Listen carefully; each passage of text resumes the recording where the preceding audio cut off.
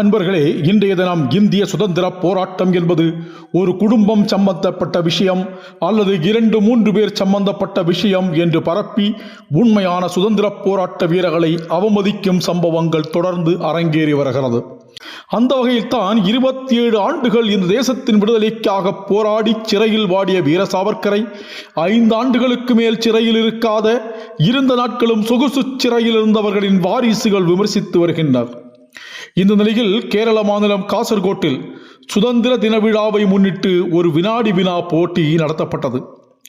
அந்த வினாடி வினாவில் ஒரு கேள்வி கேட்கப்பட்டது.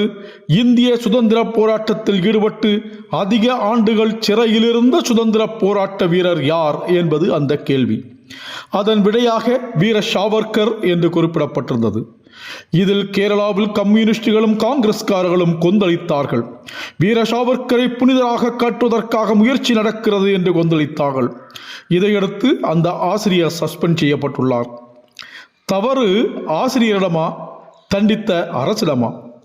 இந்தியாவில் அதிக காலம் சிறையில் இருந்த சுதந்திர போராட்ட வீரர் யார் என்ற கேள்விக்கு சாவர்க்கர் என்பதே சரியான பதில். இல்லை என்பவர்கள் அவரை விட அதிக நாட்கள் சிறையில் இருந்த ஒருவரை சுட்டி காட்ட வேண்டும். வீர சாவர்க்கர் இந்த நாட்டின் சுதந்திரத்திற்காக பாடுபட்டதற்காகத்தான் கைது செய்து சிறையில் அடைக்கப்பட்டார்.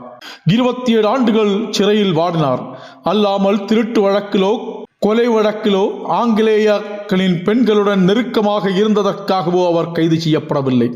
சாவர்க்கர் 27 ஆண்டுகள் சிறை தண்டனை அனுபவித்தார். இன்றைய பல தலைவர்களின் தாத்தாக்கள் இருந்தது போல் சொகுசு சிறையில் அவர் அடைக்கப்படவில்லை. இந்தியாவில் வியாபாரம் செய்ய வந்த கும்பல் எங்களை அடிமைப்படுத்துவதா என்று இளைஞர்கள் ஆர்ப்பரித்து கிளம்பி துப்பாக்கி எடுத்து புரட்சியில் ஈடுபட்டார்கள்.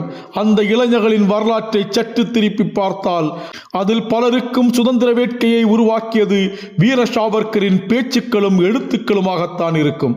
வீர சாவர்க்கர் குறித்து உண்மையான கேள்வி கேட்ட அந்த ஆசிரியர் மீது நடவடிக்கை எடுக்கப்பட்டதால் உண்மை பொய்யாகிவிடுமா என்ன? அந்த ஆசிரியர் எந்த நீதிமன்றத்திலும் தண்டிக்கப்பட மாட்டார். கண்டிப்பாக அவர் விடுதலையாகி வெளியே வருவார் என்பது உண்மை. வீர சாவர்க்கர் பிற்காலத்தில் ஹிந்துத்துவவாதியாக இருந்தார் என்பது உண்மை. பாகிஸ்தானை பிரித்து சென்ற ஜின்னாவை கூட இங்கு சிலர் தேசபக்தர் என்று கொண்டாடுகிறார்கள். பாகிஸ்தான் பிரிவினைக்காக போராடி பிரிக்கப்பட்ட பின்னரும் அங்கு செல்லாமல் இங்கு தங்கிய பலர் சுதந்திர போராட்ட தியாகிகள் பட்டியலில் உள்ளார்கள். ஆனால் ஹிந்துத்துவம் பேசியதால் வீர சாவர்க்கர் சுதந்திர போராட்ட வீரராக இருக்க மாட்டாராம். என்ன வேடிக்கை! பிரிட்டனுக்கு எதிராக போர் செய்தார். பிரிட்டிஷ் அரசாங்கத்துக்கு எதிராக சதி செய்தார். நாசிக் கலெக்டர் ஜாக்சனை கொல்ல தூண்டுகோலாக அமைந்தார் என்பன போன்ற வழக்குகள் அவருக்கு எதிராக தொடுக்கப்பட்டு இரட்டை ஆயுள் தண்டனை விதிக்கப்பட்டது. அதாவது 50 ஆண்டுகள் சிறை. அதில் 10 ஆண்டுகள் அந்தமானின் காலபாணி செல்லுலார் ஜெயிலில் அடைக்கப்பட்டார். லண்டன் பிரிக்ஸ்டன் சிறை, மும்பை டிங்கிரி சிறை, கல்கத்தா அலிப்பூர் சிறை, ரத்னகிரி சிறை, புனே சிறை உள்ளிட்ட சிறைகளில் 4 ஆண்டுகள் அடைக்கப்பட்டார். 13 ஆண்டுகள் ரத்னகிரியில் வீட்டுச் சிறையில் வைக்கப்பட்டார். காங்கிரஸ் தலைவர்கள் பலர் சொகுசு சிறையில் இருந்தது போல் சாவர்க்கர் அந்தமானில் இருக்கவில்லை. அவருக்கு அந்தமானில் ஆபத்தான குற்றவாளி என்ற பட்டியலில் சேர்த்து சிறையில் அடைக்கப்பட்டார். கடும் தண்டனைகள் விதிக்கப்பட்டது. வெறும் கையால் தொண்டிலிருந்து சவரியை பிரித்தெடுத்து கயிறு திரிக்க வேண்டும்.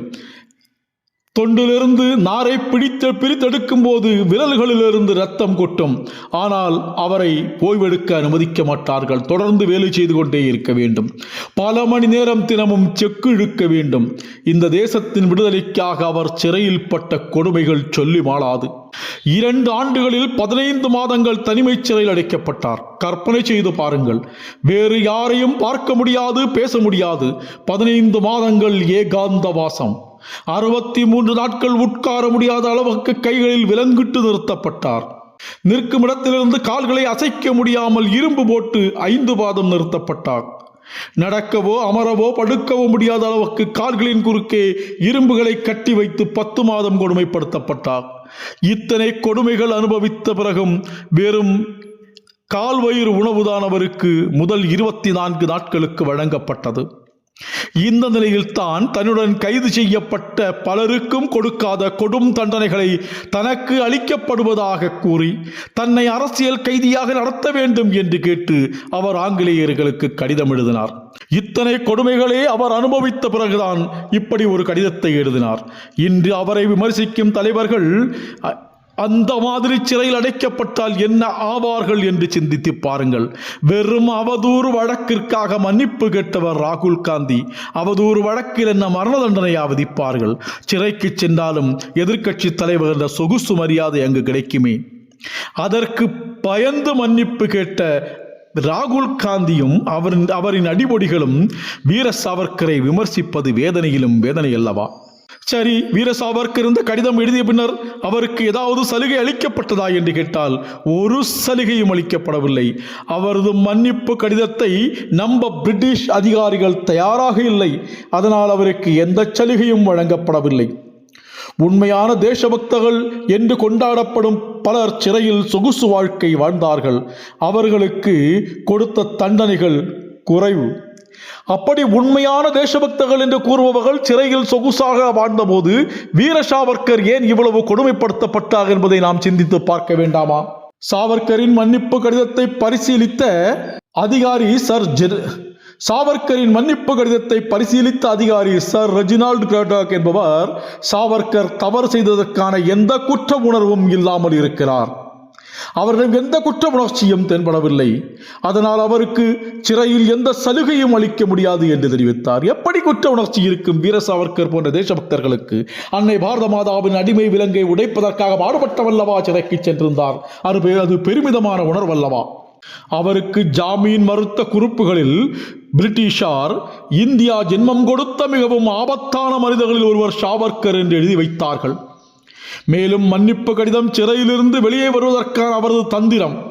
வெளியே விட்டோம் என்றால் அவர் மீண்டும் புரட்சி வீரர்களை ஊக்கமளித்து அரசுக்கு எதிராக போராட்டம் செய்ய வைப்பார் என்று குறிப்பிட்டுள்ளார்கள்.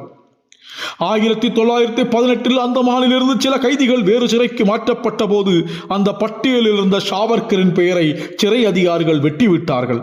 சாவர்க்கர் ஆபத்தானவர், சமாதான உடன்படிக்கைக்கு ஒத்துவராதவர் என்று அவர்கள் தெரிவித்தார்கள். ஒரு கடிதத்தில் தன்னை விடுவித்தால் பிரிட்டிஷாருக்கு உண்மையாக இருப்பேன் என்றவர் தெரிவித்தார். அதனால் அதிகாரிகள் அவர் குறித்து சிறை அதிகாரிகளிடம் விசாரித்தார்கள். ஆனால் சிறை அதிகாரிகளோ அவர் சிறையில் அமைதியாக நடந்து கொள்ளுகிறார். ஆனால் பிரிட்டிஷாருக்கு உதவவோ அடிபணியவோ எண்ணம் அவரிடம் கிஞ்சித்தும் இருப்பதாக தங்களுக்கு தெரியவில்லை என்று குறிப்பிட்டார்கள். முதல் உலகப் போரின் போது அரசியல் கைதிகள் விடுதலை செய்யப்பட்ட போது சாவர்க்கர் விடுதலை செய்யப்படவில்லை. 1923 மௌலானா முகமது அலி தலைமையில் நடந்த காங்கிரஸ் காக்கிநாடா மாநாட்டில் சாவர்க்கரை சிறையிலிருந்து விடுவிக்க வேண்டும் என்று தீர்மானம் நிறைவேற்றப்பட்டது. ஆனால் பலன் கிடைக்கவில்லை. கடைசியில் 1935 இந்தியா இண்டிபெண்டன்ஸ் ஆக்ட் பாஸ் செய்யப்பட்டது. புரொவின்சியல் அமைச்சரவை உருவானது. ஆனால் அரசில் சேர வேண்டும் என்றால் சாவர்க்கரை விடுதலை செய்ய வேண்டும் என்று டெமோக்ராட்டிக் ஸ்வராஜ் கட்சியின் தலைவர் ஜம்னாதாஸ் மெக்தா கோரிக்கை விடுத்தார். அதற்கு பின்னர் தான் வீர சாவர்க்கர் சிறையிலிருந்து விடுவிக்கப்பட்டார்.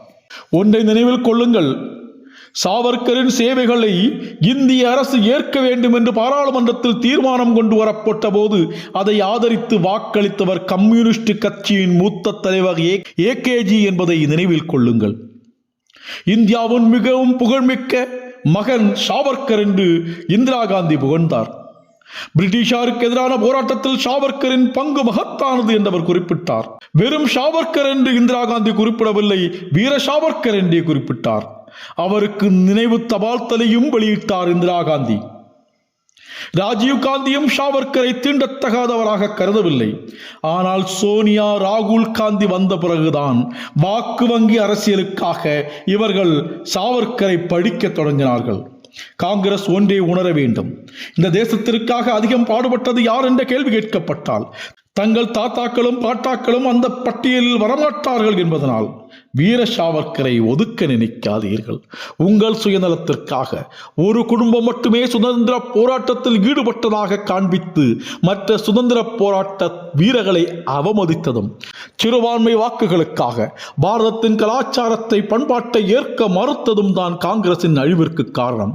தேசத்தை கட்டி ஆண்ட காங்கிரஸ் இன்று சில மாநிலங்களில் சுருங்கி இருக்கிறது என்று சொன்னால் இந்த தேசத்தின், இந்த பாரதத்தின் பண்பாட்டையும் கலாச்சாரத்தையும் உணர மறுத்தது, உண்மையான தேசபக்தர்களை போற்ற மறுத்தது என்பதை இனியும் உணராவிட்டால் காங்கிரஸ் கட்சி என்பது அழிந்துவிடும் என்பதே திண்ணம்.